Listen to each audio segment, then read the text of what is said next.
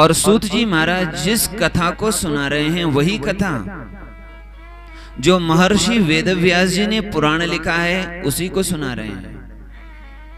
और महर्षि वेदव्यास जी ने ही देवी भागवत की कथा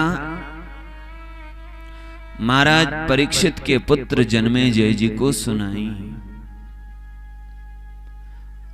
दूसरे या तीसरे दिन ये बात व्यासपीठ से कही गई थी। भागवत में और देवी भागवत में थोड़ी समानता है, और समानता होने पर भी प्रसंगों में थोड़ी विषमता भी है। आपको भ्रम न हो इसीलिए बड़ी शांति से सुनिएगा। आपको यह भी भ्रम पुराणों की कथा सुनकर के नहीं होना चाहिए, उस पुराण में हमने कथा ऐसे सुनी थी, इस पुराण में ऐसे सुनी थी। थोड़ी बहुत जो विषय में फर्क आता है वो इसीलिए आता है क्योंकि वह जो एक पुराण में कही गई कथा है वह किसी दूसरे मनवंतर की है या दूसरे कल्प की है, और दूसरे पुराण में जो कही गई है वो दूसरे मनवंतर की है और दूसरे कल्प की है। अब आप कहेंगे कि महाराज ये कल्प क्या होते हैं, ये मनवंतर क्या होते हैं? तो इसको हमें ठीक से समझना चाहिए। हमारे पुराणों में कल्प होते हैं। क्या होते हैं? कल्प। कल्प कितने समय का होता है? सहस्र युग पर्यंत महर्यद ब्रह्मणो विदु। ब्रह्मा जी का एक दिन एक कल्प होता है, और ब्रह्मा जी का एक दिन कितना होता है? तो इसको पुराणों में कहा गया 1000 बार जब चतुर्युग बीत जाए, यानी कलयुग 1000 बार बीत गया, द्वापर युग 1000 बार बीत गया, त्रेता युग 1000 बार बीत गया, सत्ययुग 1000 बार बीत गया। तो सत्ययुग, त्रेता युग, द्वापर युग, कलयुग, जब 1000 बार यह चक्र घूमता है तब इसको कहते हैं सहस्र युग। और तब ब्रह्मा जी का एक दिन होता है, वही एक कल्प होता है। एक कल्प में 1000 चतुर्युग होते हैं, और एक कल्प को के जो 1000 चतुर्युग है वो 14 मनवंतर में बांटे गए हैं। अब आप हिसाब लगा लेना, लगभग 72 चतुर्युगी आती है। 72 चतुर्युग का लगभग एक मनवंतर है।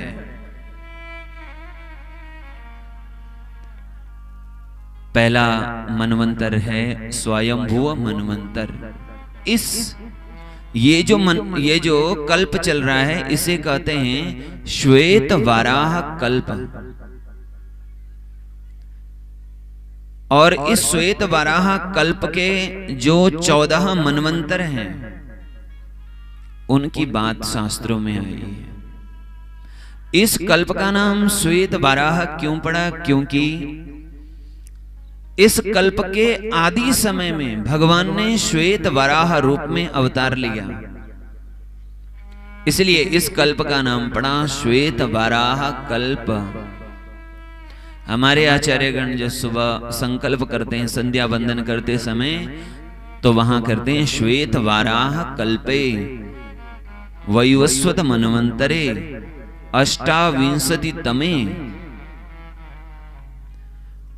और श्वेत वराह कल्प के जो 14 मनवंतर है उनमें पहला मनवंतर है स्वयंभुव मनवंतर, दूसरा मनवंतर है स्वारोचिष मनवंतर, तीसरा मनवंतर है उत्तम मनवंतर, चौथा मनवंतर है तामस मनवंतर, पांचवा मनवंतर है रैवत मनवंतर, छठवां मनवंतर है चाक्षुष मनवंतर। ये वही मनवंतर है जिसमें समुद्र मंथन हुआ। सातवां मनवंतर है वैवस्वत मनवंतर। ये मनवंतर जो अभी चल रहा है। तो एक मनवंतर में कितने युग होते हैं? अभी बताया, लगभग 72। तो इस मनवंतर के कितने चतुर्युग चले गए हैं? 28 चतुर्युग। 28 बार यहां सत्ययुग चला गया, पूर्ण हो गया। 28 बार त्रेता युग, 28 बार द्वापर युग, और 28वें बार जो कलयुग है वो अभी चल रहा है। यह 28वां कलयुग चल रहा है। 28वें युग का, कलयुग का, वो भी प्रथम चरण चल रहा है। तो इसके आगे भी कोई मनवंतर है? हाँ, 7 के बाद कितने बचे? 7। 8वां मनवंतर है, होगा। अभी तो कितने आगे इतने युग बचे हैं, उसके बाद कहीं मनवंतर आएगा। 8वां मनवंतर है सावरणी मनवंतर। 9वां मनवंतर है दक्ष सावरणी मनवंतर। 10वां मनवंतर है रुद्र सावरणी मनवंतर। 11वां है धर्म सावरणी मनवंतर। 12वां है देव सावरणी, और रुद्र सावरणी, इंद्र सावरणी 14वां मनवंतर है। ये 14 मनवंतर का एक कल्प है।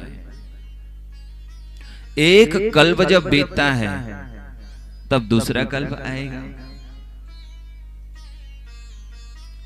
तो इसीलिए जहां कथाओं में फर्क हो वहां समझना चाहिए, या वहां यह प्रसंग जरूर होता है कि यह किसी दूसरे कल्प का होगा या दूसरे मनवंतर का होगा।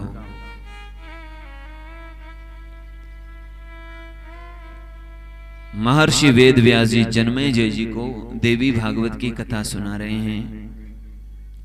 जन्मेजय जी कथा क्यों सुन रहे हैं? क्योंकि जन्मेजय के पिता महाराज परीक्षित की अकाल मृत्यु हुई। वैसे समय के अनुसार तो अकाल मृत्यु नहीं थी, पर सर्प के दंश से मृत्यु हुई थी, वो अशुभ मानी जाती है। इसीलिए महाराज जन्मेजय अपने पिता की आत्म शांति के लिए और अपनी आत्म शांति के लिए देवी भागवत की कथा सुन रहे हैं। अपुत्रेण